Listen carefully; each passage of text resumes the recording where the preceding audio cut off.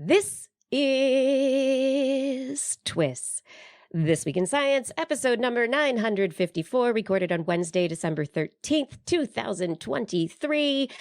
How to use emojis for science. Hey, everybody, I'm Dr. Kiki. Welcome to the show. Tonight, we will fill your heads with mouse VR, carnivorous cats, and brainoware. But first, thanks to our amazing Patreon sponsors for their generous support of TWIS.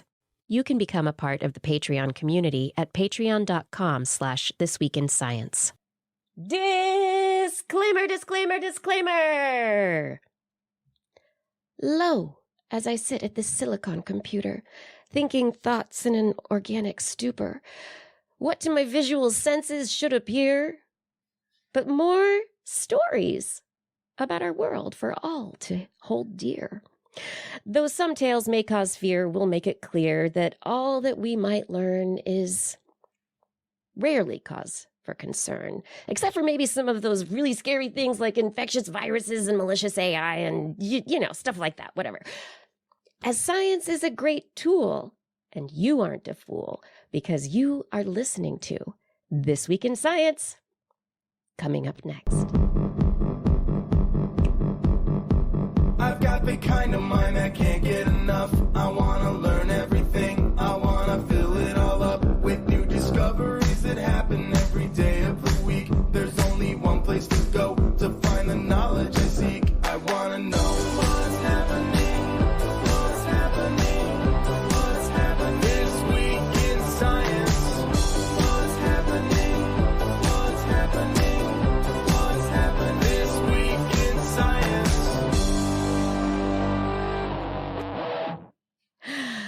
Good science, everyone. Welcome to another episode of This Week in Science. We are so glad that you are here joining us once again. We have a great show ahead, and we are joined by an amazing guest host, Trace Dominguez, who really actually does just about everything related to creating science programs for the world, explaining science, making people like science, like going, shaking them and saying, man, you like science now.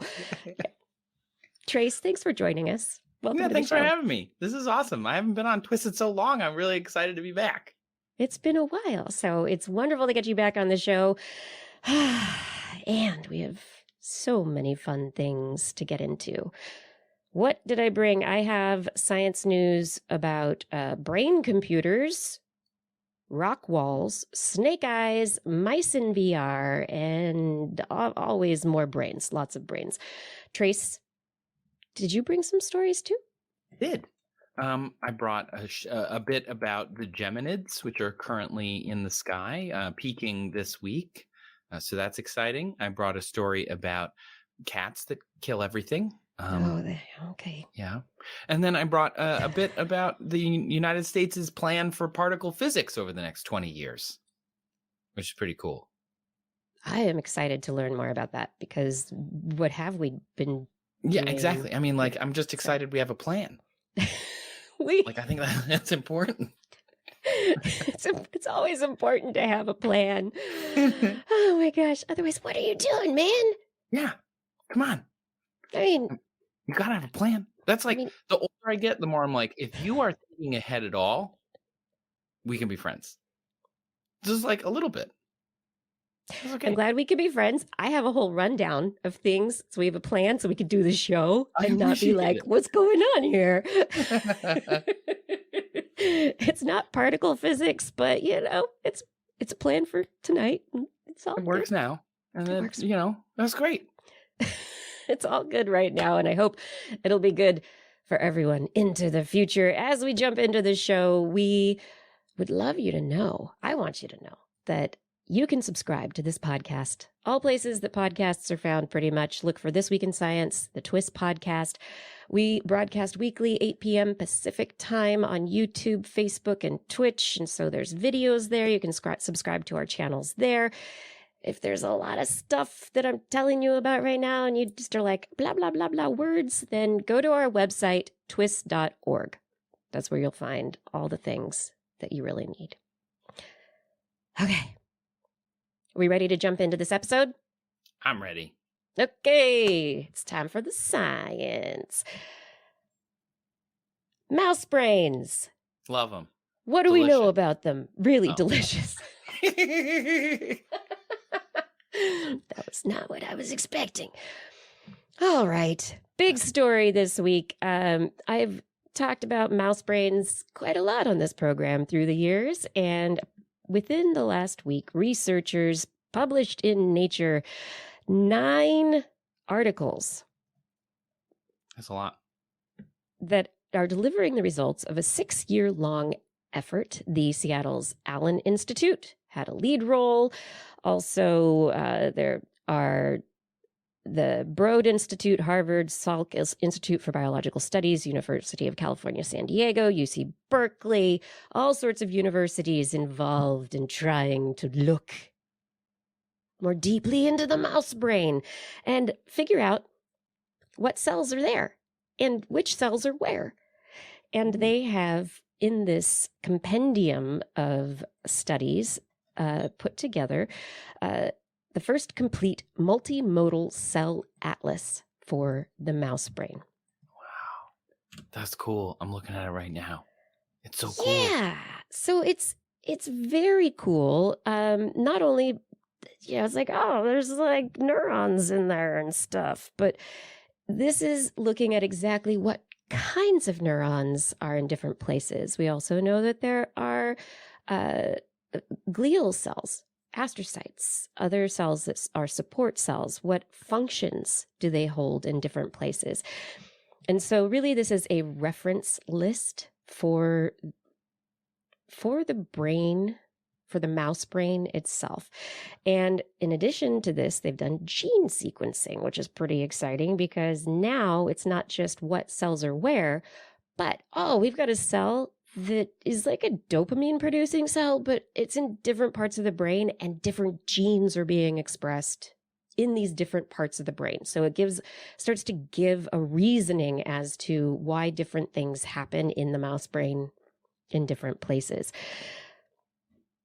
Wow. One of the things that was really exciting about this particular effort is that they discovered a really strong correlation between this gene expression and patterns for cell types and where they're found in the brain. And so they say that the older regions, the lower or ventral regions of the brain, what you would consider as maybe more evolutionarily distant to where we are now, there's more and more diverse, distinct cell types.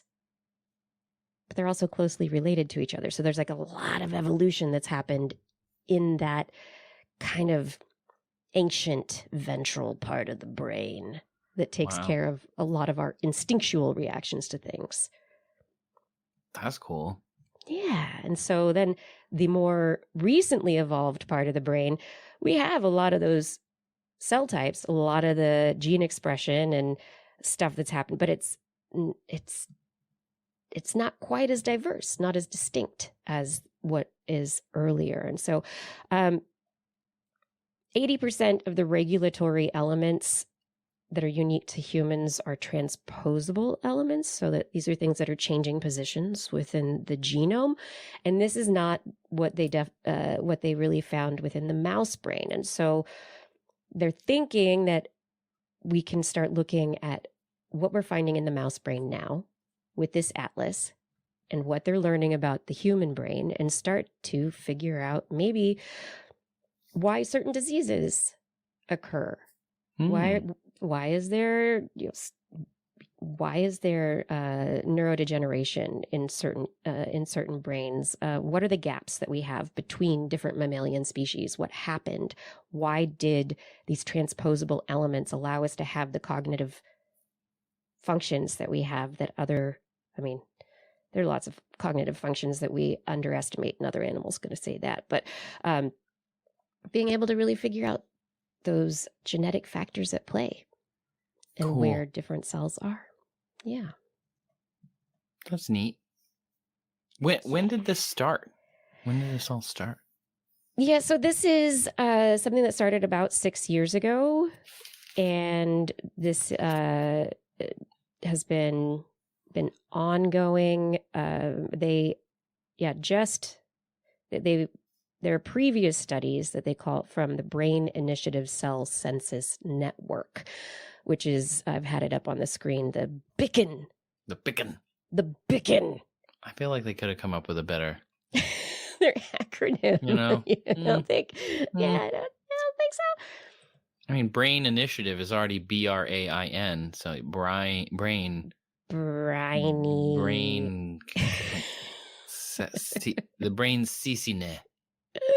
Brain CCNet. I don't know. CCNet. But yeah, that's super neat. Wow. This reminds me, do you think this is as impactful outside of this field, or is this something where within the mouse brain studying field, everybody's going to read this and be like, wow, this is amazing and it's applicable? So what I think is that this is exciting for the mouse brain field.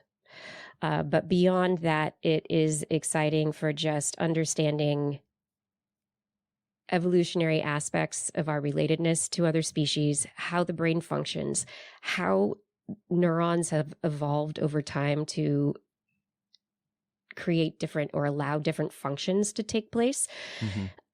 And so it's the kind of situation where, yeah, the mouse brain people are going to be very excited about this, but I really think that the human brain scientists who study neuronal architecture and especially the genetics, they're going to be the most excited about it. Yeah. I mean, looking at the article here about it, it's fascinating because they said here that, it's going to be helpful, like you say, to treat diseases and disorders that are common across different mammalian brains, which I don't know, that kind of blows my mind a little bit. And that's the hope, right? That we could actually get to a point where we could treat different disorders, multiple sclerosis, maybe Alzheimer's, maybe Parkinson's disease, maybe, there are so many different disorders that are based on, like Parkinson's specifically, we know it's based on dopaminergic neurons, and, those are throughout the brain, but maybe mm-hmm. they have different targets for therapeutics in different areas of the brain that would be important. Yeah, that could be cool. Yeah, amazing. Yeah. And it says here, we're different than mice, clearly, but yeah, multiple sclerosis. And are we not mice? Even this one kind of stuck out to me is that they said it might be able to work with people who have addiction behaviors and problems with addiction. They specifically call out tobacco addiction, but that it would be pretty incredible to get a little bit of our mammalian insight to be able to help people break those addiction cycles. And, that my background's in behavioral psychology. So that I find that very interesting because that's something that, behaviorists work on all the time. It'd be cool if we could just get into the brain and be like, figured that out. Got it. Not that it, put people out of jobs, but that's okay. Fix people instead. No, I don't think this will put people out of jobs. I think this is going to, lead to more questions, which I think is, the biggest thing. It's like, okay, it's like you grew up with I grew up with Encyclopedia Britannica, those shelf full, A to Z, looking through it, and it had information in it, but it didn't have all the information. And I always read those little sections going, I feel like there's more. Yeah. And I'm missing something here. Yeah. I had a world book. Same. I was just like, Dad, the B book isn't very big. There's a lot of stuff that's B. There's more stuff here. What's going on? Yeah, same. So I think that's the best part about science like this, where it's like this compendium of basic science that comes together, is it opens up a lot more questions. It makes a new baseline, where you can okay, well, if we refer to this map, now we can start to build new studies based on what they've discovered, which is just the best. And we've been discovering so much recently, stories we've talked about on the show related to just our increasing understanding that the brain isn't just like, oh, boop, boop, neuronal network. That's all it is. There's there are all these other cells involved that do short distance and even help with long distance transmission of signals and modify signals. And so it's this much more complicated system. So now that we start to see this, maybe we can see more about, I don't know. We did it for mice. Woohoo! Mouse Atlas, brains. Yay. We Who's love next? them. Squirrels? Yes. I Doggies? don't know.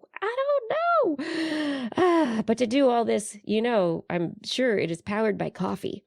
Oh, yes, definitely. Yes. So much. Are you a coffee drinker? I love coffee.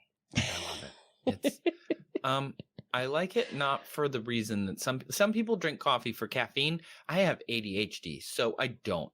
I drink it for the ritual. I'm going to take a minute and I'm going to make some coffee. It's just like that is nice. It's a scene setting for you, and it's a way to start to separate moments. Mm-hmm. So Yeah. I make a coffee, I make a smoothie, I sit down and start my day. And I've done that for like more than 10 years. I just didn't really drink coffee before I had a 9 to 5 that started at 7 a.m. And I would be like, okay, well, I'm going to go and have a warm beverage in the morning. And so it's really the morning warm beverage. What about you? Do you drink coffee? I do. I really enjoy my morning cup of coffee. And I am a lucky person. My husband brings me my cup of coffee in bed in the morning. Oh, wow. That's love. It is, except for the part where he has all of the lights in the house attached to his app. And so he turns the lights in my room on. I'm like, yeah, okay. It seems like a thing we can update. Okay, fine. But the coffee, it's wonderful. And I love the coffee in the morning, the smell, the taste. And I know there are a lot of people who really enjoy the coffee for the ritual and also the caffeine. But there is a question about where these caffeinated beverages may come from in the future as climate change is potentially endangering the ecosystems in which the coffee plants are grown. That's right. Yeah. So what else do researchers do but say, let's make it in a petri dish? Lab-grown coffee? Lab-grown coffee. So this week in the Association of Chemical Science, ACS? I always forget their acronym. Yes. Is it the American Chemical Society? That would be the one. Thank you very much. Oh, good. I did it. I've worked with them before, been to their meetings. Acronyms, whatever. There's a lot of acronyms. Anyway, in their publication this last week, researchers reported on their work creating coffee out of coffee cells. They took leaves from coffee plants and they cultured them, got them into a cellular level, cultured the cells that were in those little bits of coffee plant, created freeze-dried coffee cells. So now it's like, I don't know, the European freeze-dried coffee at this point, I guess. They roasted those cells that had been freeze-dried and then brewed them as coffee. And then they compared them against regular coffees and unroasted coffee cells to see how the flavor profiles, the chemistry profiles, how everything changed. And that's cool. I like that in the study they mention sample preparation and serving for sensory analysis. Sensory. Does it actually taste and smell like real coffee? It's close. It's not quite. They said overall it did a pretty good job.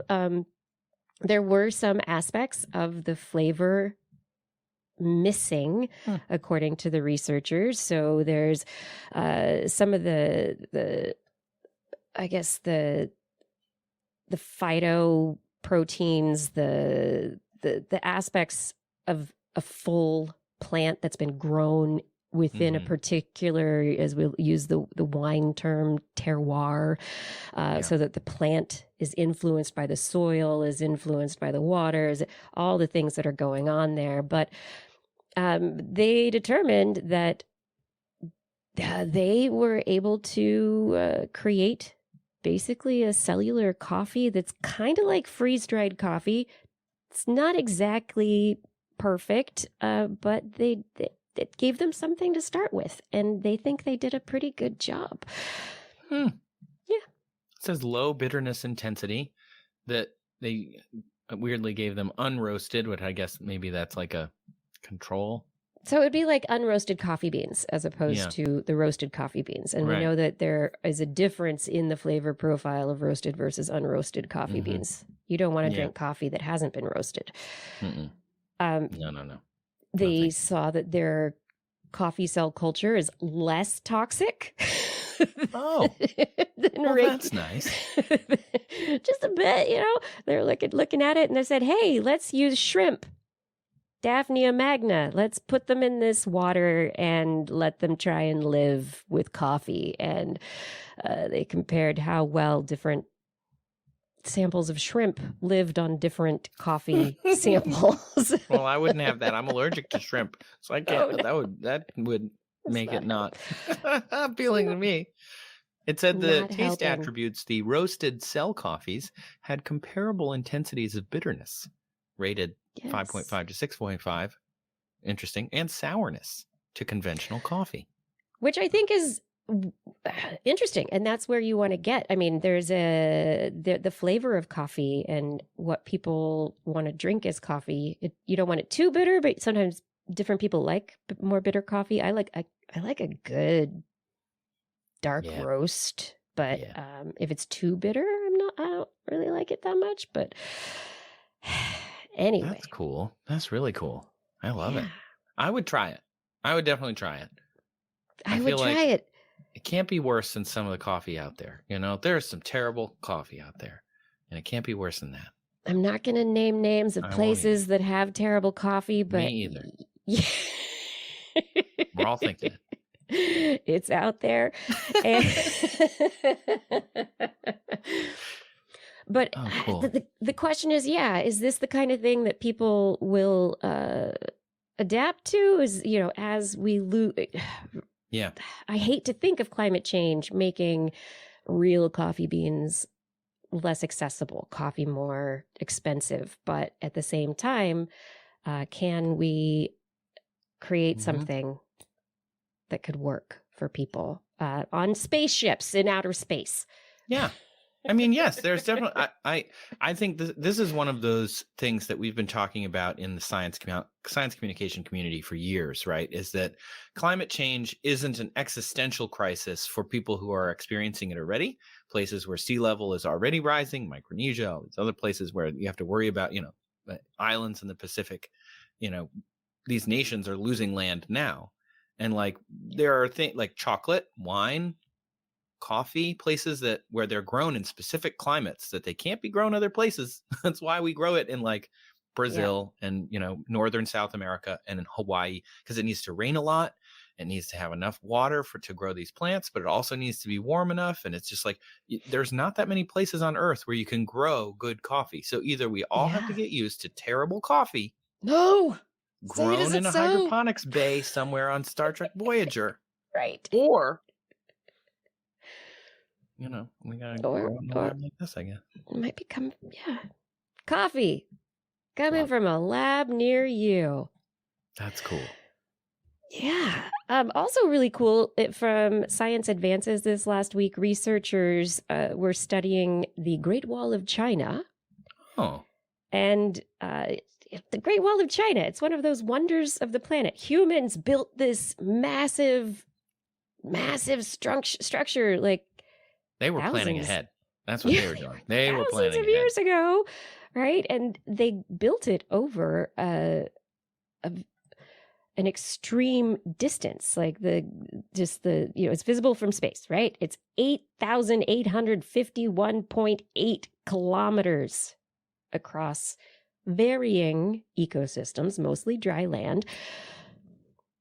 But one of the questions is, okay, in the different places where it was built, they used different substances. A lot of it was rammed earth, like taking the earth from nearby, shoving it together and crushing it into, yes, Yeah.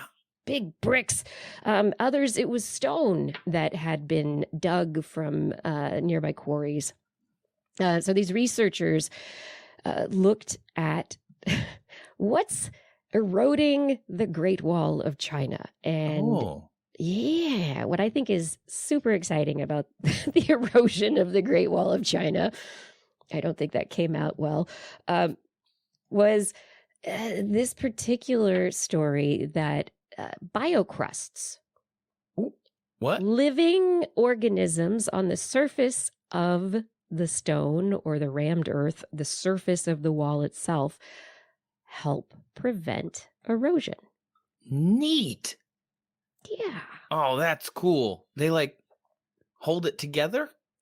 Yeah, so they were looking at bacterial biocrusts, they were looking at lichen, they were looking at mosses, they were looking at all sorts of things and comparing the preserved sections from the deteriorated sections, and they found that certain sections were doing a lot better than others, and the ones that were doing better had these biocrusts on them, and the mosses were actually like the best preservers of the wall. That's interesting. Yeah, so the bacteria, they did okay, but so they were looking at like how porous they were, how much water capacity they had for holding the strength of this crusty structure, how stable they were, how much they eroded, salinity, all that kind of stuff, and really determined that, yeah, if they didn't have a lot of little roots and filaments, rhizoids, other things going into the wall, which could then help deteriorate the wall, and were just really just on the surface, they were better at reducing erosion. That's cool. Yeah. I mean, especially cool because things like lichen as like a mold product, I guess, is more associated with decay. We usually associate that thing with, oh, this is helping break down this felled tree or whatever. So the fact that it's also in this case sort of the opposite, helping keep it up, that's pretty awesome. That's really cool. Yeah. And so the interesting thing here is that it was more beneficial to the rammed earth sections than to the stone sections. Oh. The stone sections, the lichen was more deteriorating as opposed to the other things that they looked at. But yeah. So this is neat. It says they were next time you build a wall, put a pie crust on it made of mosses, lichens, cyanobacteria. Okay, what were you going to say? I said, it says here in this Fizzorg piece, they found the biocrusts were stronger than the rammed earth material upon which they were growing. Yes. In some cases, 3 times stronger. Yeah. Wow. That's right. cool. And it's really cool. So it makes you start thinking about, okay, what are we building now? And then, of course, as every person does, I mean, mostly men, apparently, according to the internet, you immediately go to Roman concrete. Of course. Yeah, what's going on with them Romans? What with that concrete, the self-healing aspect of that concrete, what was going on there? And what can we do moving forward with our more sustainable concretes that we're going to come up with, hopefully? How can we make them stronger, but also potentially allow them to be made stronger by these biological processes? Yeah. I don't know. This is just neat to me. I don't know anything about lichens. I like them. Don't know anything about them. I like seeing them out in the woods when I'm out in the woods. I like a lichen. I've never been to the Great Wall of China. Have you been to the Great Wall of China? I've never been. I haven't. I know people who have been. So, I'm like, 1 degree away from people who've been there. There you go. Put their photos on social media. But yeah. That's neat. Yeah. So, is this something where you think, I feel like if I were going to build a really big wall that I knew was going to keep out the hordes, but that's okay. The hordes. Yeah. I would just, you just put some lichen on it now. Just when you first build it, you put the lichen on it, slap some lichen on there, be like, do your thing, pal. And then Come back 3,000 years later and be like, hey, did it work?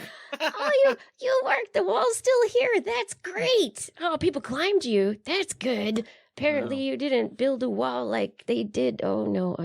Game of Thrones, they didn't have a big enough ice wall either. So anyway, never mind. It doesn't matter how big that wall is. No. They got dragons. They got fire-breathing dragons. But then we also have sea snakes. Sea snakes. The dragons of the sea, as they're called. By you. Reported in the Royal Society Open Science. Macquarie University researchers with the Australian Institute of Marine Science have been looking at what are called the episcirine sea snakes. They're venomous. They're in the Indo-Pacific region. They used to live on land, but then went to the sea. They tend to live in coral reef areas. They hunt fish and crustaceans. They're not, they don't have gills. They're not like fish. They have to, like dolphins, rise to the surface, take a big breath of air, and then hold it and go down and do their hunting. So these, kind of neat. They're holding their breath and then they go after their prey with their venom. So researchers are like, what are you doing down there? How'd you evolve how do you do this? What's going on? And the researchers are really interested in this. They found that there is species dimorphism between males and females. Females are larger. Males are a little bit smaller. And the males have really big eyes. Oh, better to see you with, my dear. Exactly. And that is the hypothesis that these researchers have actually put forward based on their study of the physiology of 419 preserved samples of 6 species. They think that the larger eyes allowed them to see underwater better, allowed them to hunt better, but also because the females didn't have the larger eyes, the females just are bigger than the males, that it allows them to see the females better. And so interesting. Those big eyes allow them to find potential mates under the water. But the marine environment may have had an influence on this. And how about, don't snakes have the Jacobson's organ to smell things as well? How would that work underwater? I feel like maybe eyes help. I have zero idea how that would work. Yeah. That's so neat because they're very scenty. Right. Yeah. On land they are, but if they're holding their breath underwater, then they're probably not doing scenting. And so the big eyeballs must be like, oh, I think there's somebody over there. Let's go get them. See if they're into the same things I'm into. Coffee and stuff. Yeah. Coffee. How you doing? Oh, lichen. Do you like this lichen? I like this lichen. Let's go. I caught a fish. You like that fish? It's a good fish. Hey good there, fishing. You heard about the lichens on the Great Wall of China? And she's like, nope, not interested. I'm just gonna close my eyes, turn around, pretend I never saw you.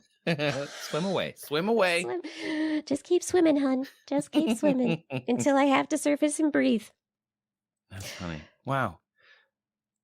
Yeah. So also the size difference between the males and the females is most likely because there is not a lot of competition between the males for the females.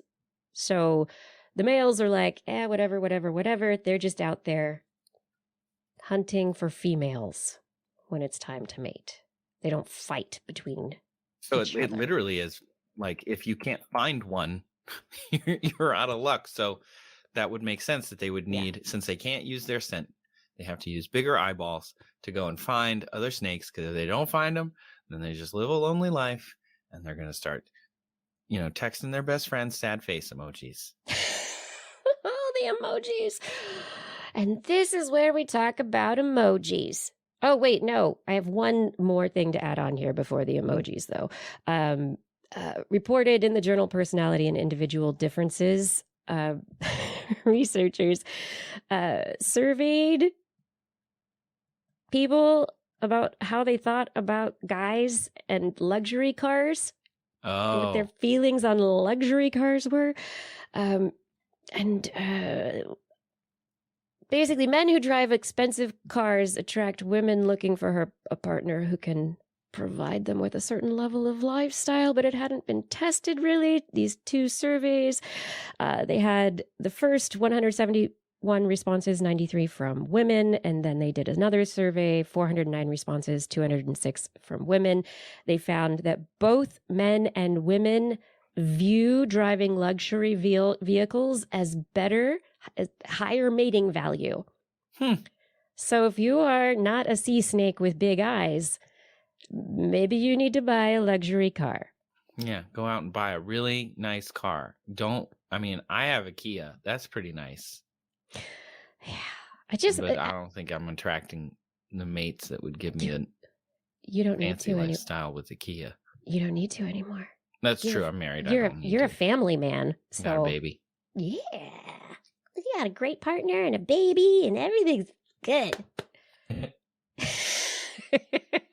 But this is one of these things that's like social psychology stuff, like where I'm like, why are people like this? Where it's like, you have a nice car and survey says that means you're more intelligent. Mm-hmm. People think you're more intelligent because you have a nice car, and they would benefit from personal, intimate relationships with that person who has a nice car. And I feel like the reality is very different. Yeah. I find this interesting. Most of these surveys are self-reported, right? They're self-reporting this, like, I would feel I'm responding to a survey about this, and it's like luxury car survey, Tell me how you feel like there's probably a little bit of like skewing that, but that's okay. I do think for some people it would be the opposite, right? You drive a luxury car in your, I don't know, 40s or whatever, and you're like, brow, brow, brow. Everyone makes fun of those people. They're just like, your genitalia is not larger for having driven such a car. If that is how's that midlife crisis going there? Right. Yeah, it's just like, why? Look, I get it. You want to drive a nice, comfortable car? Do that. But it's great. Come on. Come on. Yeah, I mean, still, this is, they had 409 responses. They did a couple surveys. Surveys are biased. They did the best they could, but at the same time, people. It's fascinating. I love that kind of social science. Yeah, I'm like, who are the people who responded to the survey and what is happening there? Yeah, I'm skimming through the study, but I don't have access to the PDF. Unfortunately, I haven't had enough time to look into it, but oh man, it's so interesting. You can dig deeper later. I'll dig deeper. But now we can talk about the emojis. And is there an emoji for digging? I don't know. Trace, do you use emojis a lot in your yes. communications? Are you an emoji communicator? I like emojis, but I usually use them for emphasis. So I'll text somebody like a sentence or a paragraph, and I'll put like an emoji at the end to be like, this is the emotion that I'm tagging this message with. But I don't like replace words with emojis. I'm not like, oh, hello, friend, here's this. I need a chicken, like I'm not going to, I would just say I need a chicken. I wouldn't put the chicken emoji. I get when people do that, but it feels a little like Mad Libs to me. Like you're trying it's harder to parse. Is it anagrams where you it's the pictures and you have to figure out what the words are that are like, oh yeah. Do you remember those puzzles? I feel like this used to be puzzles and people are using them like real conversation all the time now. And I'm like, oh. Yeah. Oh.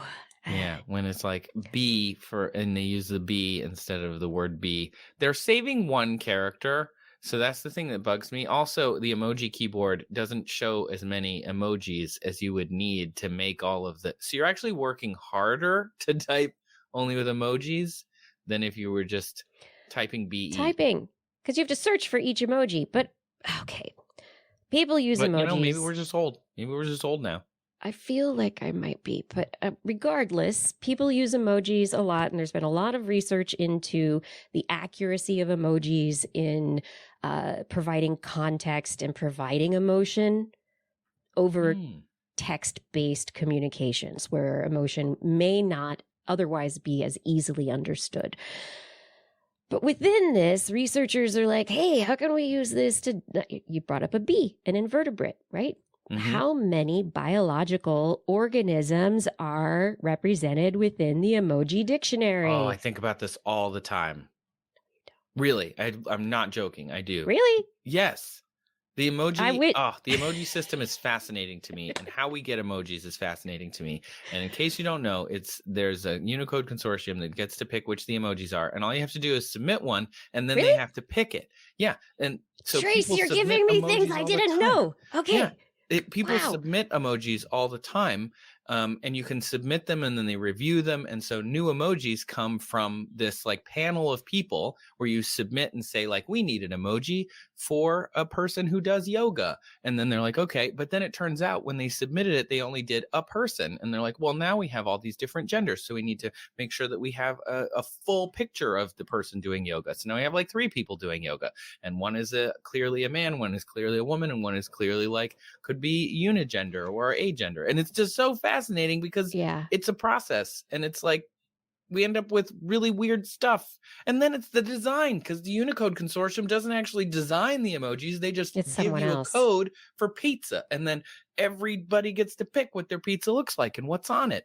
It's just, and I feel so like interesting. And it's also, I feel, different between the Android and the Apple phones. So you don't have the same library. You're not, and you don't always get the same emotional connection between the different emotions that you're trying to send. If I'm sending this, not only is there an age difference, people like Gen Z and Gen Alpha would laugh at you for using the little sideways crying laughing emoji. Ha ha. They'd be like, you still use that? What? Putting a period at the end of your sentence? What? Right. Oh, I think about this a lot, Kiki, because there aren't very many animals, like a variety. Anyway, please continue your story. I'm sorry to jump in there. Whew, got all heated and spicy for a second. I'm excited about your spice. It's so good because these researchers publishing in iScience, an open access journal, have been studying biodiversity communication. So communication related to science and the animals that are out there in the world through the digital era, and also what they are calling the emoji tree of life, which makes me so excited because I never ever thought about this. Really. I mean, I just was like, why do I have to just pick that little chick if I want a bird? Why can't I have another bird? What are the options and whatever? So here we are in this day and age with researchers who have found that there has been improvement since the 2015. There has been an increase in the number of emojis that represent different phyla, represent biodiversity, and allow biodiversity communication to happen more easily. Which is pretty exciting. Yeah. So one of the questions, so in 2021, they brought this up in the paper, which I think is very exciting. There was an effort to help highlight the urgency of protecting endangered species. And there was a Clio Health Silver winning entry, Extinct Emojis. And on World Wildlife Day, the World Wildlife Foundation partnered with companies to make emojis depicting endangered animals that are going extinct. And when you tried to use an emoji for one of those animals, it took you to a page that was like, dude, this animal's dying. And tried to educate people about these different things. So it was raising awareness and trying to also promote actions to help conserve different species of endangered animals. So the question is, now where are we with these various species? What's with the emojis? What's going on? How can we get more out there? And like you said, the Unicode consortium, people can draw things, can submit them and maybe we will get more. And over several years, there have been more and more and more species and emojis added. The problem is also that species are going extinct as we're adding them. But this particular study, which I love this tree of life because I love this graphic. This is so cool. It's so cool. And the graphic really shows the species that were represented back in 2015, where things went, like in 2021, where things are now, and different species that have been added and who hasn't been added, and where we could possibly improve from here. But then the question is, at the end of the paper, they even admit it. It's like, okay, we'll add more animal emojis, but how is this going to help, and who's going to be helped, and what's really going to happen? Like, is this really going to impact science communication? Is this just adding a bunch of emojis? What's going to happen here? Right. Yeah. I mean, that's a great point. Most of the emojis people use are the ones that represent their emotions, sort of like you started saying. And so duck, I mean, I can think of what duck is going to end up meaning. That's ducking crazy, you know? But at the same time, you need... I'm not saying that there are emojis that are pointless, because there are emojis that, like, I'm sure no one ever uses. You know, some of them are, for example, characters that aren't in English, and maybe people don't know what those mean. So in the US, they're not going to use those. However, the animal ones, most of these animals that you see in this study that they're recommending, you know, things like the orangutan or the sloth, or, you know, the hedgehog or the otter, like some of these are animals that exist in various places around the world. So they're still going to be more universal than something that's like, I don't know, a water fountain emoji or whatever. I mean, get this. Emoji. I mean, surprise, surprise, platyhelminthes, flatworms, are really not represented in emojis. Surprise. I am shocked. We need a roundworm emoji. It's the most studied. Roundworms, flatworms, all the worms. We need, We need. There's a beaver emoji here. We need that. Worms. Definitely. More invertebrates. Actually, that's the thing. If you look at this, a lot of it is. There's definitely a bias in the emojis that people are submitting, especially early on. We saw that with like the emojis that existed, and, you know, not just the artwork, but just which ones exist. We bias toward mammals. We bias toward things that are cuddly, or things that we like, or things that we keep as pets, or things that we like to look at or eat. But we're not biased. But we need to like come out of that and try and think of animals that could be represented. I don't think there's such thing as a waste of emojis. You could search for them. We should have emojis for everything. I mean, I'm on team all emojis all the time. Get all of them. At one time in your life that you need a polar bear emoji, you're going to find uses for it, or whatever. There's going to be all sorts of uses for penguin emojis and all sorts of stuff. I know. When I'm like, you know, in Antarctica protecting my egg, totally going to use that penguin emoji. Text your friend and you're like, ugh, what is the dress code for this wedding? And they text you back a penguin. Done. Message complete. You now know the dress code for this wedding. I could be a penguin. It'll be great. All right, everybody. If you are just tuning in, I am speaking tonight with our wonderful guest host, TWIS Dominguez. He's an award-winning, I mean, I'm hoping that some of his winning is going to rub off on me a little bit, science communicator, host of Animal IQ, PBS Stargazers, hosted and co-founded Seeker, worked on a lot of other projects. You're a busy guy. I mean, over the years, I've been very impressed with all the stuff that you've done. Honestly... Thanks. Yeah, and I remember first meeting you in San Francisco and going into the weird little open area and having like a sandwich salad lunch talking about stuff. Well, you were hosting D News in Discovery. It was after Discovery had bought Revision 3. But yeah, back in the day, San Francisco, sitting talking about things and okay. I've listed things, but what are you doing? What are you excited about right now? What's happening in your life? Wow. I mean, what's happening in my life personally is I have a kid. And so I just spend all day thinking about what I'm going to do with that. I like to think of having a kid as the greatest science experiment I'll ever do. It is. It really It's is. like a psych experiment. It's a biology experiment. There's definitely mold that didn't exist before that now exists. There's poop everywhere. It's just, that's a mess, but it is what it is. Professionally, I'm doing PBS Stargazers a lot. That is a weekly show. It's an interstitial, so it's about 1 minute long. And every week we release an episode nationwide on PBS that talks about what's going on in the sky. And so it's essentially a backyard astronomy or naked eye astronomy show, which is really fun. It's been on since the 1970s. Did you know What? that? No. Yeah. What? It started in the 1970s with this kind of portly guy named Jack Horkheimer, and he was a planetarium astronomer in Miami.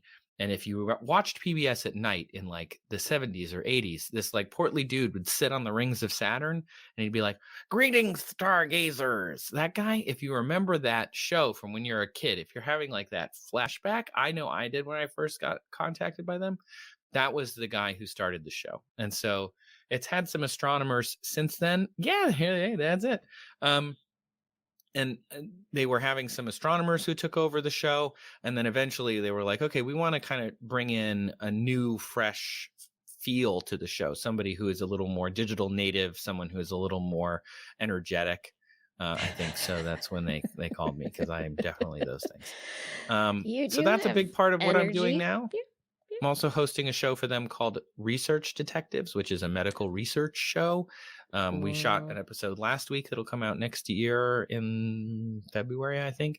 That's about superbugs, which is super cool. I got to go to a fridge, which doesn't sound super fun normally. But so when a drug company wants to make a new drug, they usually say things like, "Oh, well, we can get a lot of our drug inspiration from nature." And I didn't know what that meant. I mean, I had in my head, like, oh, you go to the rainforest and like you look for some compound, but I didn't know how they did that. Right. And it turns out what they would do is they'd go around the world and they'd gather soil samples, bring them back, culture what's in the sample, separate out all the different species of microbe that were in that sample, and then they put them in this fridge. And so I was in the fridge with all of these samples, 120,000 of them from all over the world, from Pfizer's collection, which is no longer Pfizer's because they don't make money making antibiotics. And that was really a big part of this. So that's one of the things, like, there's no money in antibiotics, but we need them. Yes. And so this research institution is making them. So that was this is going to be a really neat episode. Yeah. That's only a small part of the episode. We talk a lot about what superbugs are because it's for an audience that's not super sciencey already. So it was fascinating. I have a podcast as well called That's Absurd, Please Elaborate, where we answer silly questions with serious research, or as best as we can, depending on the question. What's the pointiest thing? Or like, how long would it take to build a Lego replica of the sun? Or why do we use toilet paper and not, where'd that come from? So we have a lot of different irons in the fire, as they say. All the time. Yes, you do. And That's Absurd. That's with Julian Huguet. Correct. Also of D-News / Seeker fame. Yes. I remember meeting him there. Yeah, he's great. So we just released an episode last week with Vanessa Hill from Braincraft on YouTube. Yes, Nessie. Yeah. So we're trying to keep busy. Why would you do that? I know, all the time. I'm so tired.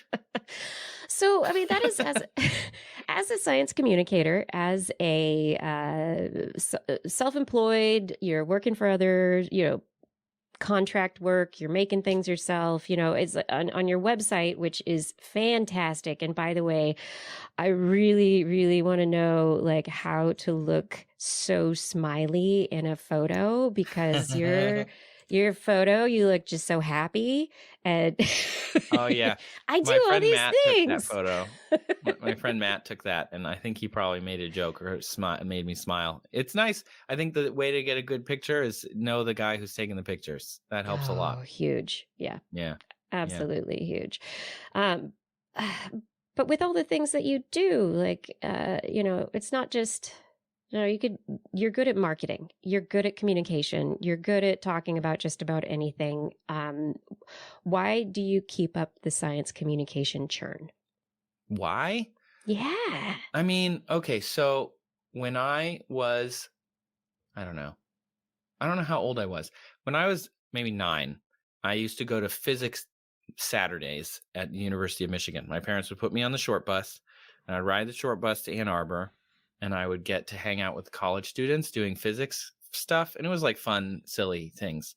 And I loved it. I have such Yeah. happy memories of like doing stuff like that. I just always liked learning stuff. And then I would go home and tell my parents about it or try and tell my friends about it. And they'd be like, what are you talking about? It's so stupid. But Yeah. and then like in school, I really liked science.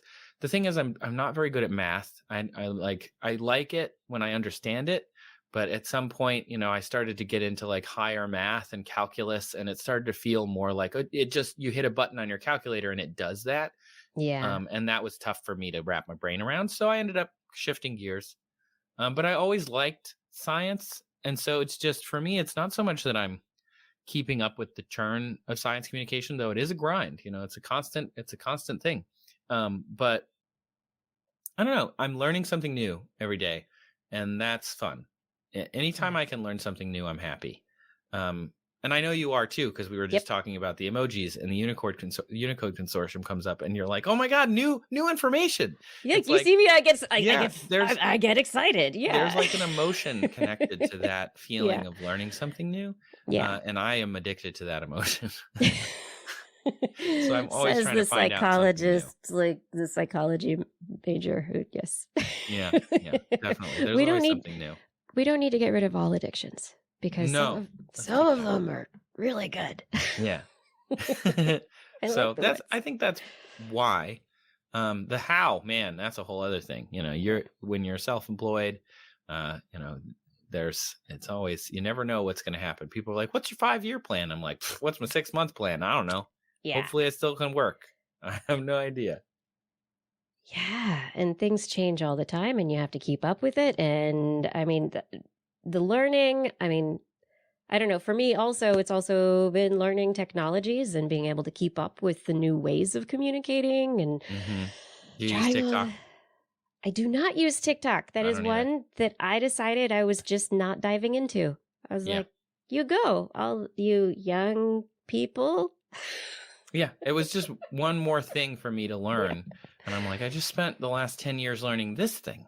Now you want me to learn the new thing. I'm not opposed to learning the new thing. It was just like, I don't think I was done with the old thing yet.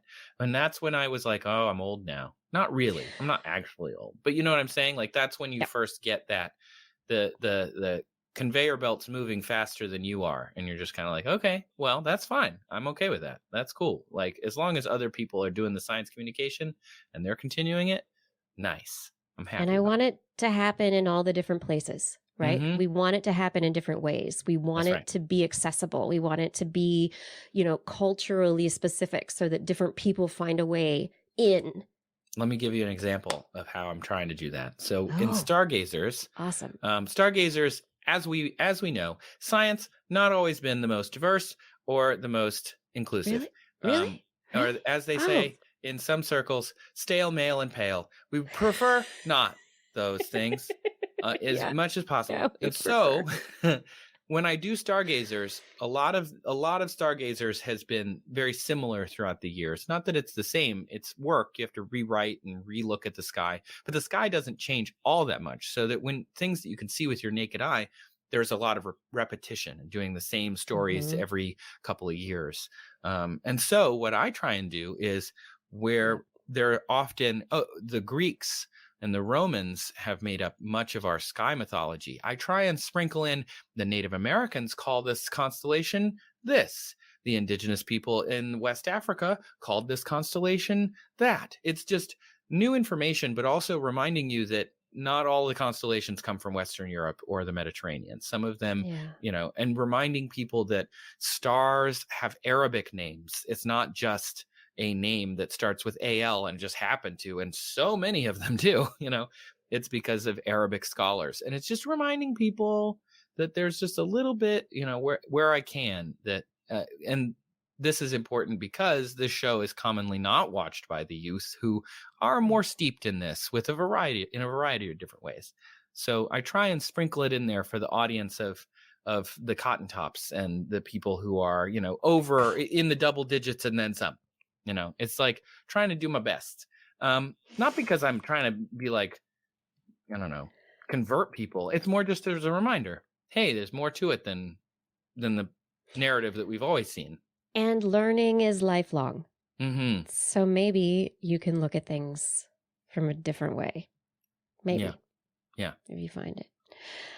All right. So I'm going to tell you to stop talking about yourself right now. And Great. Tell me about these skies that don't change, but there is something happening right now that we should be excited about because things did change. Yeah. The sky is constantly changing and also constantly not changing all the time. Yeah. So right now is the Geminids meteor shower. A meteor showers happen regularly, like all the time. Most people don't think about it, but anytime you see a shooting star, it's essentially, I like to think of it as debris on Earth's windshield. We're flying through space and it's the bug that hits our windshield. That is a meteor that we are seeing. It's burning up in our atmosphere.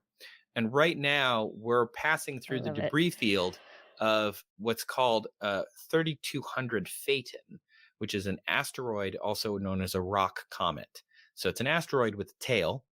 It's a bluish rock comet, which is pretty cool. And it's rare to get a meteor shower from these. But the neat thing about it is most comets or most debris fields are dust or bits of ice. Because it's an asteroid, there's bits of rock, so it burns really brightly. So the Geminids are a really good meteor shower to see. Also in the northern hemisphere, it's winter, which means the atmosphere is usually less humid. And that's good. It's colder, there's just less humidity in the air. So you end up seeing some really cool stuff. Oh, nice. Good picture. Yeah. So this is the Geminids meteor shower is one of the best in the year. If you go outside anywhere in the US after you should look to double check, but I base stargazers in Manhattan, Kansas, the geographical or close to the geographical center of the lower 48 to try and be as broad as I can. But if you go outside after 10 p.m., you can look for Castor and Pollux, which are the twins of Gemini. And I don't know if you know this, Kiki, maybe you do, but how to find it is actually not as hard as you think. Because most people, this was the tough part when I took over Stargazers, is I'm not a huge astronomy nerd. Like I am now. But like, I didn't know. And now you're like, I've been really into it. Yeah, I look at the sky all the time, and I'm like, I think I know what that is, and I pull out my app, and I like try and pinpoint where things are all the time. Yeah. So to find Gemini, look about halfway between the Big Dipper, the bowl of the Big Dipper, and the hourglass of Orion. Both are very easy to find. The Big Dipper is in the north. It looks like a spoon or a pot or a drinking gourd if you're in West Africa. It has also been considered, a cart with different people pulling the cart. And then you're going to look kind of halfway between that and the hourglass of Orion, which is that 3-star belt. And it does look like a very clear hourglass. It's only out in the winter. And so about halfway between, you'd get that constellation of Gemini, which is 2 kind of sideways looking people. It's pretty cool. And if you lay down on the ground and look at that part of the sky for a while, you're going to see meteors. I don't know the exact number of meteors per hour because there are numbers, but you never know because every year it's different. Some years are really good, some years are not so great. But yeah, the Geminids are going to be out until about the 17th. They're peaking, but we're still flying through the debris field even after that. So go outside, take a look, see if you can find them. They're pretty cool. So one of the things I had read about the Geminids is that tonight actually is one of the peak nights. So Yes. after the show, if people are up wherever they are, it might be a great time if your skies are clear to go take a look. If we're on the West Coast, so if you're in Mountain Time, anytime now is a good time because Gemini will be above the horizon. If you're on the East Coast, go outside. If you go outside for a half an hour and look in that general direction, you will see a shooting star. I can't guarantee it, but I'm pretty confident because the Geminids are pretty big. And if you see a shooting star, it's probably from the Geminids. Correct. Yes, that's probably true. I mean, I think it's pretty safe to say. So it's a good shower. Like I said, this is a good one. There are showers like every month, every few weeks in some cases in the year. You can't always see all of them, and some of them only do a few meteors, but this one's a good one. I live in Portland, Oregon. The Pacific Northwest is not great for clear skies, but it might. I mean, right now, we'll see. We'll see, and maybe I don't know. Yeah, I keep my child up, pull him outside in the middle of the night, be like, "Hey, you were late to school because we had to look at the meteors." It was great. I mean, once there was a lunar eclipse, and my mother-in-law was visiting, and she doesn't know really astronomy, and she woke up because I woke up at like 3 or 4 in the morning to go see it, and she like, came "What are you outside, doing?" and we just sat outside and chit-chatted and looked at the moon, and she was like, "Wow, that is so neat." And now she's super into astronomy. Like, it's not a hobby, but she pays attention to it and like texts me about it, and it's like, that's so nice. And that's the impact. Yeah, that's it's so cool. something. It's a great hobby. Hobbies are great, like taking care of cats. I was gonna say, thing you don't want to do at night. Put your cat outside. Don't put your cat outside. Go watch the stars by yourself. But that's right. Okay, we talk about 1950s style. Put the cat out. Yeah. Stay in the 1950s. I grew up in the country, and all the cats were farm cats, where they were there to take care of the vermin. Right. That's why we had barn cats. Yeah, we have barn cats. Yeah. Not we personally, my grandpa. Yeah. But that's how I grew up. Like, and now I'm like, what is this? Cat as a member of the family? This is weird. But anyway. People are like, yeah, member of the family, go right on outside. And oh gosh, what's the research this week? Yeah, it's bad. That's bad. They just came out with a study this week. I mean, there's been a lot of studies over the years talking about cat murder. Not the murder of cats, but the cats that murder other things. There's a guy in New Zealand who actually wants to like eliminate all cats from the islands of New Zealand because they were brought by the sailors who were colonizing New Zealand and Australia, and they are invasive species that kill lots and lots, including have now made some birds in the islands endangered, or I don't even know if they've gone extinct yet, but they've endangered many of these species that only are found there, which is fascinating, especially the flightless ground dwelling birds, because they're just like they're snackers, they're instinctual hunters, and they're obligate carnivores. So anytime they're hungry, they're going to go find something to eat. And that's not always the best for wildlife. Nope. It turns out, according to this new study that was released, I saw actually picked up by the New York Times and the Guardian and a few other places as well, they eat more than 2,000 species globally. The cats, just the regular old house cat. Nothing, no kind of special cat. And in the U.S. alone, they kill over 1 billion birds, individual birds, every year. That's a lot of birds. That's more people than live in that's a lot. I was like 100. Yeah. There's according to their study, 350 million people who live, 330 million people who live in the United States, and that's like it's a bird. It's one bird killed for every person in the United States, and they do that annually.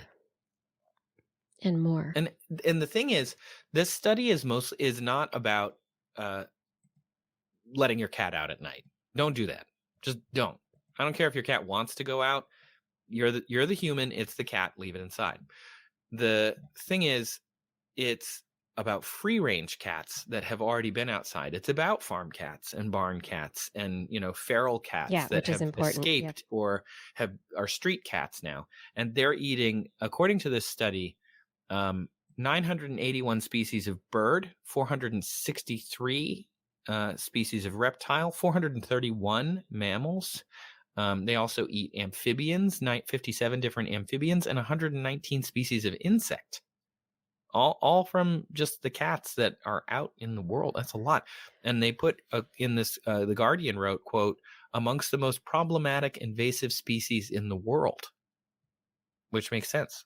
Like I said, they're trying to eliminate them entirely from places like New Zealand. Wild.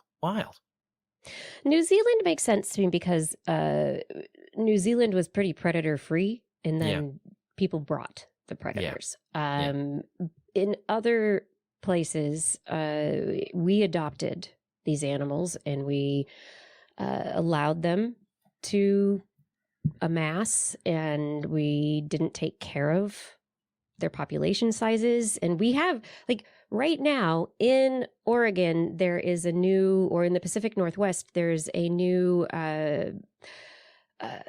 governmental, I guess, environmental regulation that they're doing to cull a certain species of owl, because there's a barred owl that has taken over and has displaced the regionally local owl. And over the next 10 years, they're gonna kill 500,000 owls, and they're giving people permission to do it. And it's just but we control that. Our government takes regulation and goes, we're gonna cull deer. We're gonna let hunters cull owls. We're gonna let, the wolves have been this huge issue. But cats, we love cats. They're our house cats. They're just cats. They're whatever. What do we do with them? Yep. Cats and dogs are difficult for humans to treat the same way as some of these other animals. Similar to our emoji story from earlier, we prefer animals that are fuzzy and cuddly and pets and stuff, and we have trouble treating them like invasive species. There is a controversial plan to add cats to be able to hunt them so that they can reduce their populations. The common solutions suggested are trapping and neutering so that their populations don't continue decline. Obviously keeping your cats inside is baseline as well. That's another thing that they're really encouraging. Fix your cats. Fix them. Don't let them go outside. Nope. I mean, you can take them outside on a leash or in one of those space backpacks. Space backpack. Yeah. Oh my God, so cute at the farmer's market. Oh, I love it. It's awesome. Not outside by itself. Don't let them just be free range. And then in terms of the ones that are free range, we got to think about this. You got to figure out what to do with them. Because it's impacting other species in a very negative way. Maybe Cruella de Vil was right. Oh, don't you even go there.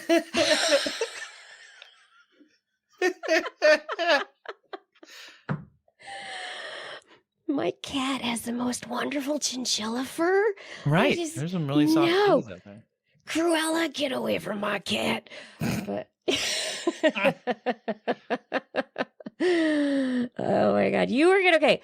You wanted to tell me about particle physics. And I did. We don't want to talk about this sad, what are we going to do with cats stories. Cats kill everything. Okay. Don't let them outside. Let's take care of that. But let's talk about something that, has a plan. Yeah, there's a plan, a 20-year plan. Really? Here's a secret about me, Kiki, that I don't say much, but I'm going to say it now because I don't know. I just started talking, so here it comes. I'm not a huge fan of biology, just across, because it's oozes and it's gooey and it's gross. I like particle physics. It's clean. You can't get ooze on you from a hydrogen. It's just a hydrogen. I'm sorry. I get it. I mean, it's not I'm a that I hate it or biologist. I'm anything. just saying. It's just I don't dislike it. It's just there's always a cilia or like something's trying to goop on or like eat or what it's just like it's so messy. Oh, And I Trace, like particle physics. just poke yourself, man. Yeah, I'm squishy. When I used to make people uncomfortable when I worked at a museum, and they'd ask, because it was a museum where we had like rifles and cannons. It was a fort, and we had a bayonet, and they would be like, parents would be okay, but I would always feel like they're a little uncomfortable because the kids would be like, "What's a bayonet for?" And I'm like, "Well, they're like, it doesn't look very stabbing sharp. And shooting." Right. And they're like, it doesn't look very sharp. Yeah. And I was like, yeah. And they said, did you dull this? Like the parents were like, oh, they probably just dulled it for that. And I'm like, no, it doesn't have to be very sharp. And I would look at their kid or their teen or whatever, and I would poke them and I'd be like, humans are pretty squishy. It doesn't have to be that sharp. And it's like, that would make them so uncomfortable. And sometimes that's my goal. Notes to future museum helpers, volunteers. Don't poke the children. Don't poke. Don't poke the children. All right. But let's poke physics. Let's talk about particle physics. Yeah. Yes. Something clean. Poke. Something clean. It's not clean. It's so messy. It is. We don't even know. It's messy, but in a different way. So every decade, a group of people meet called the P5, and they decide what particle physics in the US is going to focus on, like the big projects of particle physics. And they just met and they decided US Parphys is going to, that's not what they call it, but I'm going to call it that, US Parphys. They're going to cut back. They're going to do they decided three things, really, three main things. They decided what's going to happen next with Dune, which is a neutrino detector in North Dakota. Yes. They decided what they're going to do next for the CMBS-4, which is a study of the cosmic microwave background. And they decided a plan for the muon collider that they want to put in probably at Fermilab, which is pretty awesome. So let's break this down. Dune, which I feel like now I should Google what Dune stands for, because I didn't write that down in my notes. The Deep Underground Neutrino Experiment. It's being built. So it's the one. It's like a mile underground. It was an old mine. Correct. And now they've like transitioned it into this big experiment for. Yeah, they're on the way of transitioning. It's way over budget and way behind, which is normal. Yep. Yeah. The cavern, the main cavern, according to the Department of Energy, is 90% complete. So they're almost ready to like put equipment in it. And they were going to have a bunch of detectors and a bunch of different things going on. And they decided they would cut $1 billion out of the budget, put fewer stuff to try and get it online sooner. And in case you're not familiar of Dune's purpose or goal, is it's going to get a stream of neutrinos beamed from Fermilab to where it is in North Dakota, and it's a 1,300 kilometer long stretch of Earth. Yeah, exactly. Boom. There you go. Look at that. Perfect. So the idea is they'll be able to see if those neutrinos get messed up by going through Earth, and they can learn about what those neutrinos do because they are, they go through us all the time. So it's neat to be able to study them. And neutrinos are also they're created by our nuclear facilities. Neutrinos are detected. They come from cosmic events in outer space. Neutrinos are these weird things. Yeah. We don't know much about them. They don't interact with a lot of stuff. So yeah, they're really fast. Right? They're moving through everything. They're very slippery.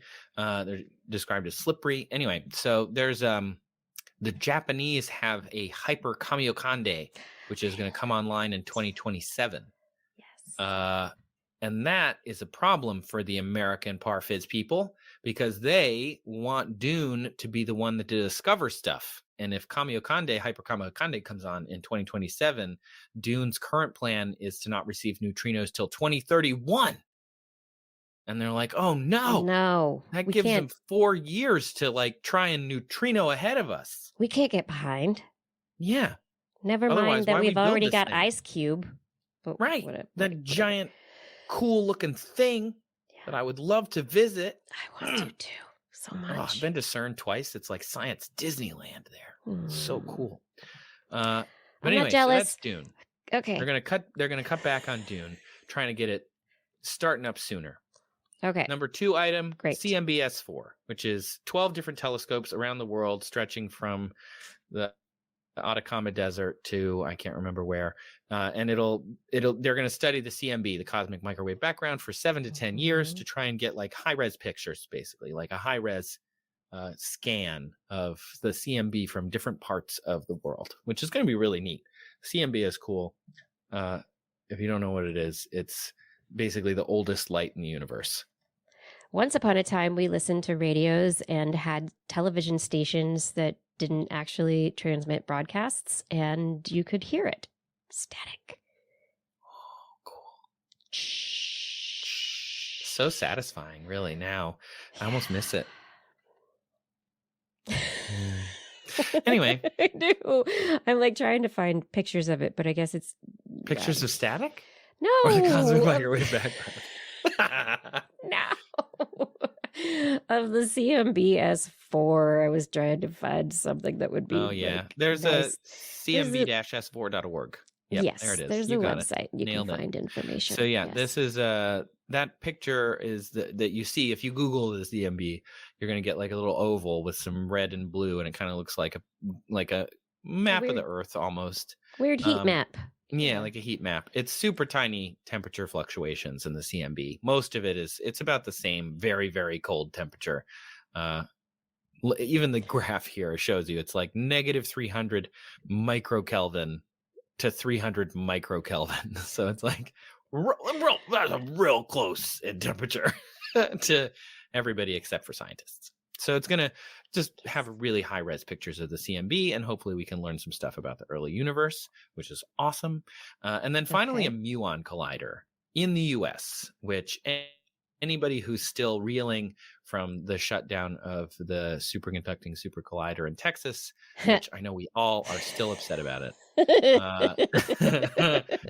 that they're going to build a muon collider, they think. They think, maybe. They would like to. What's the timing on that? I don't know. They didn't You say don't in the things that I read. I'm sure it says it somewhere, but they weren't emphasizing that it was being built now. They were just like, no, this is the plan. We They could should do it. build one. Nobody else seems to want to build one, except for like CERN wants to build one, but they want to build it basically the same thing that they've already got, the LHC. They want to like dig a bigger ring and do this. And they're like, oh, but what if we built one that's just for muons? Right. So a muon multi-use. is a lepton, so it's in the same family as the electron. The electron is 200 times lighter than a muon. Leptons are not affected by the strong nuclear force, which is cool. So basically, if they can find and study muons, that would be cool because they have a 2.2 microsecond lifetime. So they're very short-lived, unlike protons and electrons. But you'd need a 10 tera electron volt collider to find it, that's a lot. That's a lot. Those big magnets. Yeah, Lots so of stuff working. Yeah. they could build, they think, one at Fermilab. It would be a 16-kilometer circle, which would fit within Fermilab. So they could build it without having to like buy new land and find a new place for it and deal with all of that regulation. They can just do it right on the Fermilab's property. Which would That is be a real awesome. plus. Yeah, Yeah. it's a huge plus. Yeah. And if we can learn more about muons, all of these things are to answer their question for their 20-year plan, which is, how does the universe work? Seems pretty broad to me, but hey, look, everybody needs a plan. It's important to have a plan. How does the universe work? Good a plan as any. Good job, American physicists. Go physics. Yes. Well, I mean, this is, I feel like American physics, we have the National Ignition Facility that it really got its money because of nuclear warhead science. Yeah. They say, oh, we're going to do fusion. It's going to be great. It's going to be awesome, whatever. But yeah, a lot of the physics that we have funded has been related to defense. It's been related to other political reasons. It hasn't been just for basic science. It hasn't been to understand. And we have watched other countries. We've been a part of CERN's efforts, the LHC. We've been a part of, other efforts around the world. But at the same time, after the super collider was basically defunded. Yeah. American particle physics, like Fermilab is kept going, but like pretty much the advancement of American particle physics just halted. Yeah. Yeah. And so to see that they're potentially putting together a multi-decade plan. I know. Agreed. It's exciting because if you have a friend who does particle physics and you like to see your friend, happy. Just in general, you like to physically see them in person. It's going to be tough because they're going to have to leave the country to go do particle physics, right? It's just we don't really have facilities here for that. Nope. We're not interested in funding basic science. And at the end of the day, discovering what's going on with the CMB, discovering how neutrinos work, discovering like what a muon does when it's alone in its apartment, like that, you got to really want to know that stuff. You can't be like, oh, we're going to use this to build a bigger whatever, bomb. So this group, this particle physics project prioritization panel. So they come together, these dudes, they come together and they come up with plans. Yeah. And now the next step is they've got a plan and they have to sell it to Congress. Right? Is that the next step is going to be funding, or is it all? That's a great question. Let me see here. It looks like their 2014 report was a constant funding, and then let me see. So their process, no mass, they're in the same place. The outcomes: you struggle to reunite around future plans in 2021. Yeah. Oh, great. But I don't know. I would assume yes, because the Department of Energy is part of this, and they are quoted like over and over in these studies or in these reports that I read. But I don't know where this goes now, other than I think it's like it's not a regulatory body. It's more just like, hey, these are a bunch of physicists. This is the stuff we should focus on, and they're now working to get those grants, and likely yes, from the Department of Energy, from DARPA, from whomever they can go get money from, to try and fund what they're doing. So they have this like organized system. Right. And also not a brain drain. Yeah. The brain drain is real, man. Like it's real. It would be awesome if we could have, like, imagine if it's in Texas is where the superconducting super collider was. But imagine if in Texas, the superconducting super collider was bringing scientists from all over the world for the last 30 years to Texas. Would Texas be a different place? Maybe. Yeah, I could say yes. I don't think it would be. I'm just going to say yes. It may not, I'm not saying politically or even culturally, but I'm saying generally speaking, Texas would be a different place because you would look worldwide and they would say, cool, where are we going to go to learn about the next stage of the universe? And they'd be like, people would be Texas. Going there. Right now, you think Geneva, which that's not a bad thing. Geneva's cool. It's got a big old fountain. The food is fine. But like, it's near the Alps. Be eating barbecue to celebrate the Higgs boson. But we're not. And line dancing. And that was a decision that we made, unfortunately. We could do better. We can do better. It's really, I think it's exciting. I mean, this is the place where science vision, science experiment, like the experiments that people want to do, and science communication with the public actually comes really into play, because this is where it all lines up. I love that. You're gonna make it. Yeah, we're gonna make it happen. Someone's got to build it. Let's build a thing. Let's build a thing. We got to tell the story of how exciting it's going to be. And then the people will go, yeah, let's do it. And the politicians will go, I'll give you the money. And then everybody's building, and then it's happy. And you don't end up with like weird tunnels under your state.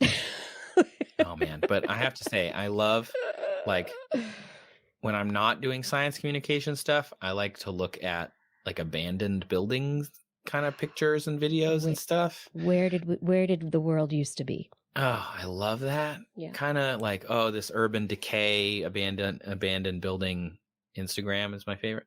And like the pictures of the superconducting super collider from people who've like snuck in and taken pictures of it. Was pretty cool.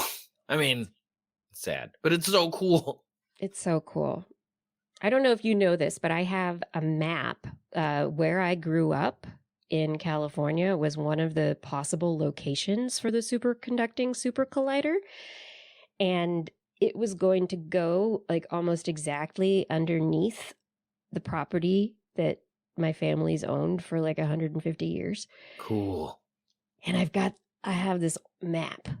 It's huge. It's like 6 feet by 8 feet, but it's this massive map of where they proposed putting it in California. And then my mom was very active against it. So California's got the NIMBYs. We got them.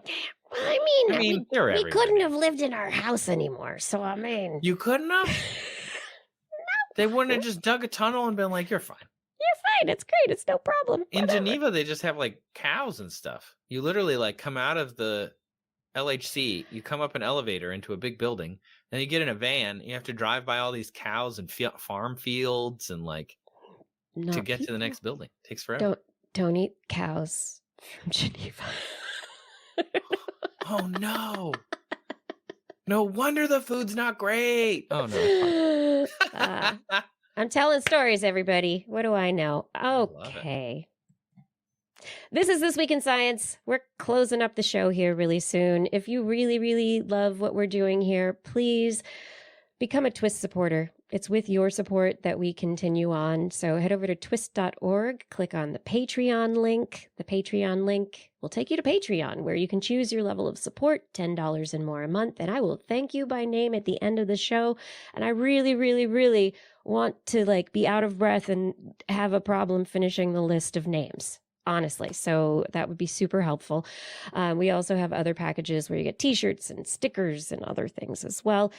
Right now, we also have the TWIS 2024 Blair's Animal Corner calendar that is available on our Zazzle store. So if you go to twis.org, click on the Zazzle link, you'll be able to go through the store, find the calendar, and get yourself an awesome calendar for 2024. Order it for friends. We also have a lot of other really neat things that are made by Blair, that are Blair's original art of animals, and it's just really cool stuff that make great science-y cool gifts, and it's holiday season. So every little bit helps.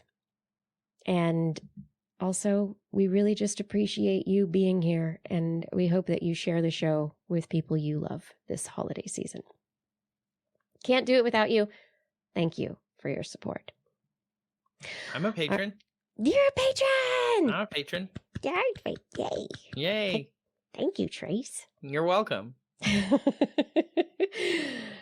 I have two more stories. Are you okay with that? Let's do it. Or do you want to eat Taco Bell? I'll just order the Taco Bell really quick. Give me a second. I'll order the Taco Bell. Okay. And then it'll show up. And then you'll be like, yeah, and then I'll have the tacos. I'm done with the show. I got the tacos. Everything is good. Everybody's happy. It is the way that it works. Okay, here we go. Delivery. Tacos. Oh my goodness. That's it. Air. That's all I gotta do. That's all I'm you're doing doing. it right now. Okay. First things first, we didn't just map the mouse brain. We're also giving them VR. Can you imagine how cute their little headsets would be? Oh, no. So oh, wait. No, it's not cute. No, I don't have to imagine it because they've posted pictures. Well, that's illustrations. Not cute at all. It's horrifying.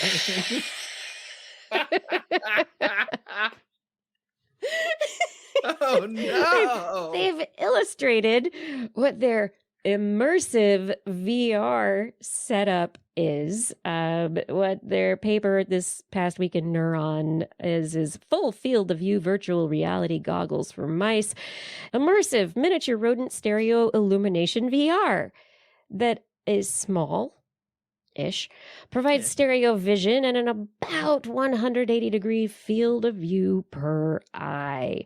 These goggles that they have created that are like big skylights or portholes for each side of the mouse head are a little bit better than previous iterations of VR because historically it's just been putting the mouse in a situation where there were big screens in front, like an IMAX theater. Oh, okay, that makes sense. So it's the difference between an IMAX theater and VR goggles is what they're trying to look at right now, and they're hoping that they can simulate common occurrences in nature, like, hey, mouse, here's an owl attacking you. They're trying to make or create realistic situations that could allow us to understand how the mouse brain works, responding to natural situations, but at the same time, giving that control that researchers love to have. Part of the way that this system works is that the mouse is connected to the setup. So similar to like old school brain research, you have to isolate the movements of the head so the head doesn't move. So there are implants in the head and in the neck of the animal so that they can be attached to the apparatus so they can't turn their head anywhere. Their head is immobilized while they're in this goggle situation. But then they are on a rolling treadmill to get an idea of how the animals would react, whether they would want to run away, whether they would fight, flight, flee, or freeze. Right? Whoa. So in the situation, they basically were testing for this immersive technology, whether or not it's better than previous VR type technologies / IMAX. And they determined that what they were working on, it is more exact, that the mice are seeing things that are more realistic, that are more intimate, that the brain reacts in a more specific real world manner than with the kind of IMAX version that has been used historically. So is this an advance for the study of mouse biology? Maybe. I don't know. I was a bird ethologist for a long time, trying to come up with situations in a lab to make birds react normally within a lab situation. So I understand what's happening here. And especially if you're trying to map neuronal responses at the same time that you're looking at behavioral responses, you need to have some kind of isolation. But it's an advance. Mice get VR. Interesting. Yay. Yeah. Why though? Why? Just to learn about their brains? To learn how they react to stuff? Have more control during experimentation? Yeah, because, I mean, how often are you around when a mouse is being attacked by an owl? Right. And then you can learn about how their brain works during that and what systems are activated, what genes are expressed, how how everything works together. And so if we're talking about like using animals to not just understand how they're responding, but also for the future of understanding anxiety and fear responses, how do we ourselves? Yeah. And yes. Yeah. Absolutely. So well, I hope they enjoy the VR, even if it's somewhat terrifying. Yeah. And thank goodness when we are doing VR, it's just elastic headbands that put that thing on our head and we don't have to have our heads isolated. It can be terrifying though. I don't like it. Sometimes. I'm not a VR person. I don't like it that much. I'm not either, but I gotta do it because I'm making stuff with VR. Well, you God. gotta if you're doing. So I get it. Last story, brain computers. So, Oh. yes, you mentioned Star Trek Voyager earlier, I did. and Star Trek Voyager was a special vessel because it was biologically created. So it was an integration of biological and Yeah. non-organic components, right? Right. So is this our future? I don't know. Researchers just published their study in where did they publish it? In Nature Electronics. There we go. Of it's not software, it's brainoware. Brainaware. Brainoware. That's literally what it's called. it's- The Brainaware Project. Yes, that's Why do they let scientists name things? really shouldn't. Why? because- Why? Yeah. The mouse VR? What's it called? You want to know? It It's was called immersive. little I, big Mm. MRSIV, pronounced immersive. Right. Why do they let scientists name things? Because they don't talk to us enough. We should. So in this study, these researchers created a hybrid system of brain organoids and also a computer chip. So they used brain stem cells to create an organoid. Organoids are a mass of multiple cell types that can be analogous to brain tissue, not flat in a petri dish, but like more of an organ, right? Connected them to a computer chip and then allowed them to, or with the chip, gave it an AI learning system. So this was not just a neural network, but a bio neural network exploring the potential of bio computing. Neat. Yeah. So they looked at it specifically in regards to speech recognition. They were looking at Japanese speech patterns and looking at the decoding of audio clips of Japanese vowels. This research was from Indiana University, Bloomington, and they were able to set up this system in such a way that it's not as good as AI, like ChatGPT and these other things, but with training and learning, they had speech recognition to about 78% accuracy. That's pretty good. I mean, not as good as, I guess it's like some of the neural computing, whatever networks that we have now, machine learning networks, but it's pretty good for a little teeny brain. Little tiny brain cells in a little ball attached to a chip and sending, receiving data, and actually adapting and learning based on, so it's an AI tool that they used. There was learning that occurred through the chip and the organoid as well. These organoids can't perceive speech, but they respond to the impulses from the audio clips. So they can perceive differences in the impulses of the audio clips is what's happening in this situation. I can also perceive differences in audio clips. So we're basically the same. I like the same. You're so Basically the brain same. aware. Yeah. Brain aware. Brain aware. I find it fascinating because, like you said, you're like, biology, it's messy. It's gross. It's gross, but at the It same oozes time, on you. the human brain is one of the best information processors, pattern recognition processors that we know of. Yeah. Better than all of the computing power we have. The brain is better in many ways. And we don't know why. You're right. And so we're trying to figure all that out. We're trying to create these systems that could mimic brain function. Cool. Which is cool, but also scary. But at the same time,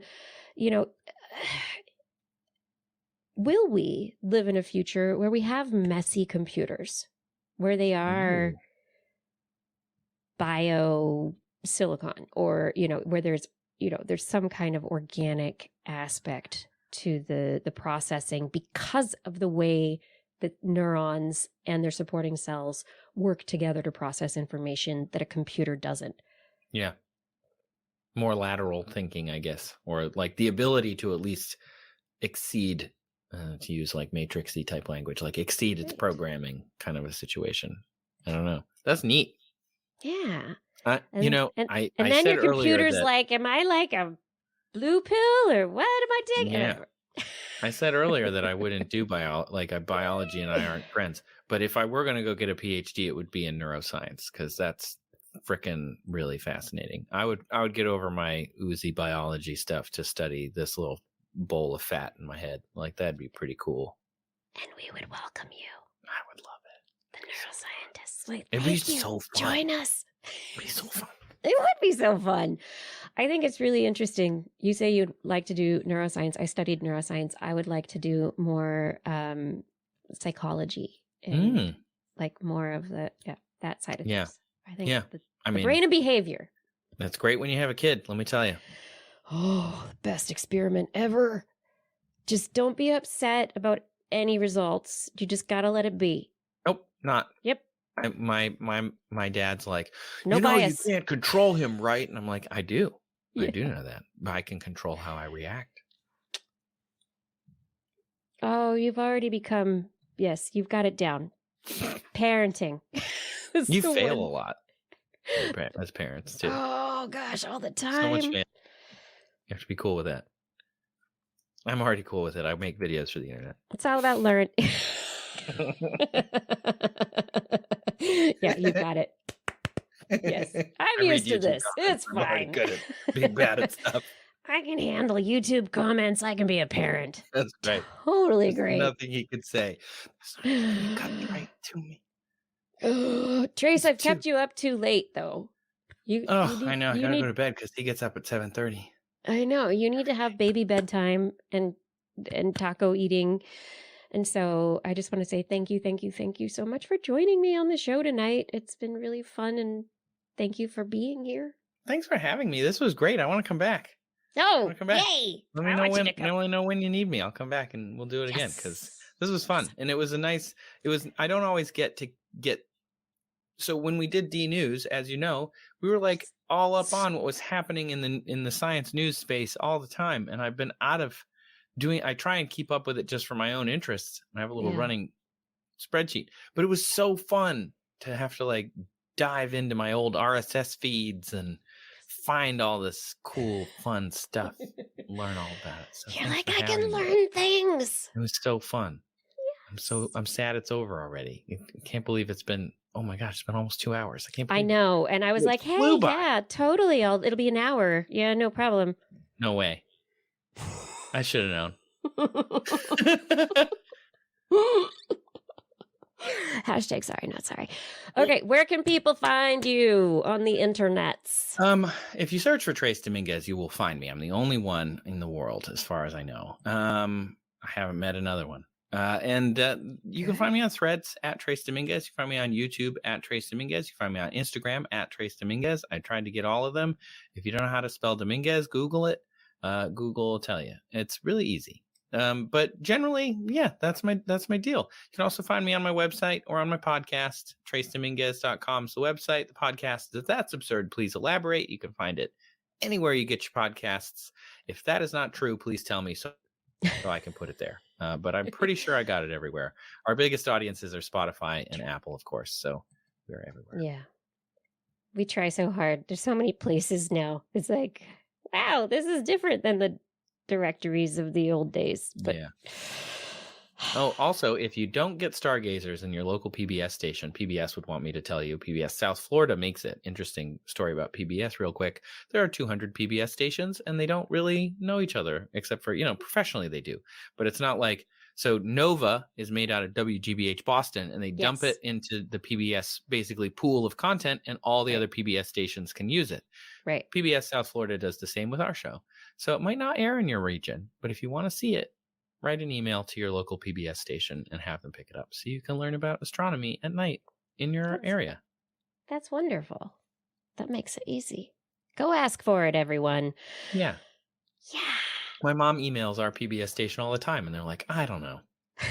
I don't know Do we about want that guy. I Really? I don't know. Stars, Trace, I don't don't know. But yes, thank you for having me on. This was so fun, and I would love to do it again. And it was nice to see you in the chat, all of you chat people. Thanks for all your comments. Some of whom you recognized. So That's I right. love I know that. some of these Yeah. people, like I Ben love it. and Gord, back in the day. Yeah. So Back in awesome. the day. So good. All right, everyone. Thank you for listening. I hope you all enjoyed the show.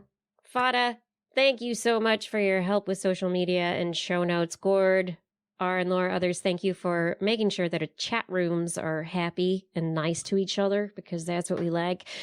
Identity 4, thank you for recording the show. Rachel, thank you for editing the show. And as always, I must thank my Patreon sponsors. Oh, this is going to be fun. Thank you to Aaron Anathema, Arthur Kepler, Craig Potts, Mary Gertz, Teresa Smith, Richard Badge, Bob Coles, Kent Northcote, Rick Gloveman, George Corris, Pierre Velazar, John Ratmasomby, Carl Kornfeld, Chris Wozniak, Vagard Shefstad, Donathan Stiles, a.k.a. Don Styler, Ali Cothman, Reagan Shubrew, Sarah Forfar, Don Mundus, Oops, P.I.G., Stephen Alberon, Daryl Myshak, Stu Pollock, Andrew Swanson, Fred S104, Sky Luke, Paul Ronovich, Kevin Reardon Noodles, Jack Bryan Carrington, David E. Youngblood, Sean Clarence Lamb, John McKee, Greg Riley, Mark Hessenflow, Steve Leisman, a.k.a. Zima, Ken Hayes, Kara Tan, Christopher Rappin, Richard Brendan Minish, Johnny Gridley, Remy Day, G. Burton Lattimore, Flying Out, Christopher Dreyer, Artyom, Greg Briggs, John Atwood, Rudy Garcia, Dave Wilkinson, Rodney Lewis, Paul Rick, Remus Fall, Philip Shane, Kurt Larson, Craig Landon, Sue Doster, Jason Olds, Dave Neighbor, Eric Nappy, Adam Mishkon, Kevin Parachan, Aaron Luthen, Steve DeBell, Bob Calder, Marjorie, Paul D. Disney, David Simmerly, Patrick Pecoraro, and Tony Steele. Yay! I made it through. Just a few little stumbles on this week's reading, but thank you, all of you, for your support on Patreon. And if there's anyone out there who's not supporting us on Patreon yet and you want your name on that list, make sure you head over to TWIS.org and click on the Patreon link. We can't do it without you. On next week's show, I don't know what's going on. I haven't figured it out yet. I'm just going to be honest. It's the 20th. It's right before the holidays. I got to talk to Justin and Blair and find out when we're going to do our year-end countdown of stories and how we're going to make that work. But we are always back Wednesdays, 8 p.m. Pacific time, broadcasting live from our YouTube, our Facebook, our Twitch, and you can find other information at twist.org/live. If you want to listen to us as a podcast, search for This Week in Science wherever podcasts are found. And if you like it, share it with your friends and get them to subscribe, because that's how we do this thing with the podcasting and the streaming, and everything that you're sharing helps. Anything you've heard here is also going to be available in our show notes at our website, twist.org. And you can also sign up for our newsletter, which I do send out every once in a while. If you have an idea for an interview, a topic, or anything else you want us to address, email me, Kirsten at thisweekinscience.com, Justin at twistminion@gmail.com, Blair at blairbaz@twist.org. It was just their birthdays, so maybe send them some birthday emails. That might be fun. I don't know.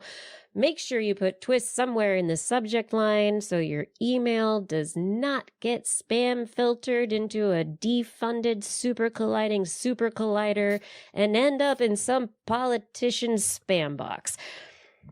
You can also find us on the social medias. At TWIS Science is usually where TWIS is found. I'm Dr. Kiki. At Jacksonfly is Justin, and at Blair's Menagerie is where you find Blair. Trace, do you have social media handles? Yes, at Trace Dominguez. All my things. There you I am go. on the X app, but I don't use it. I mostly use Threads and Blue Sky. And I do have a Mastodon, but I don't use it that much. Sorry.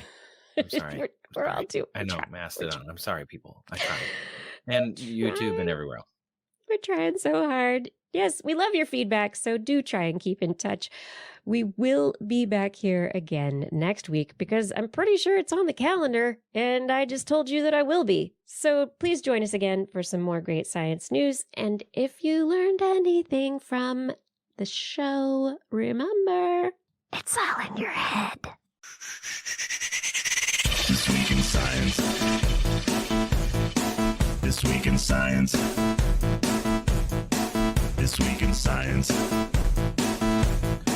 This Week in Science, it's the end of the world. So I'm setting up shop, got my banner unfurled. It says the scientist is in, I'm gonna sell my advice. Show them how to stop the robots with a simple device. I'll reverse global warming with a wave of my hand. And all it'll cost you is a couple of grand. 'Cause this week's science is coming your way. So everybody listen to what I say. I use the scientific method for all that it's worth. And I'll broadcast my opinion all over the earth. 'Cause it's This Week in Science. This Week in Science. This Week in Science. Science. Science. Science. Science. Science. This Week in Science. This Week in Science. This Week in Science. This Week in Science. This Week in Science. This Week in Science. This Week in Science. This Week in Science.